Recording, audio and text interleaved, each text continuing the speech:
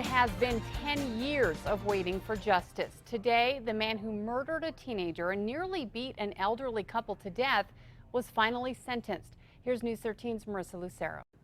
Kim, this case has dragged on because of countless court fights and challenges. Well, today, Michael Swick was sentenced to 62 years in prison for his deadly crime spree through Cuba, New Mexico. Now, it happened back in 2006. Swick, his cousin Benito Lopez, and friend Alex Ogle spent the day drinking and joyriding. At one point, Swick and Lopez decided to steal a car, but when Ogle tried to stop them, Swick killed him. Swick and Lopez then walked up to a stranger's house, knocked on the door, and asked to use the phone. That home belonged to Rita and Carlos Atencio, an elderly couple.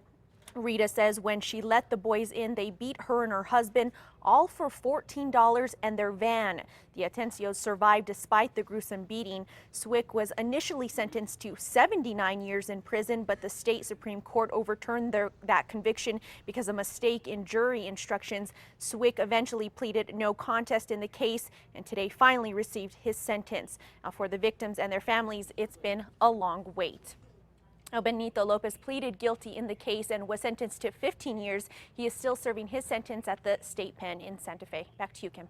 Okay, thank you, Marissa. Now, the Atencios did file a lawsuit against Cibola County following the crime after learning that Swick was accidentally released from custody before the beating and murder. The Atencios later dropped the case but reserved the right to refile.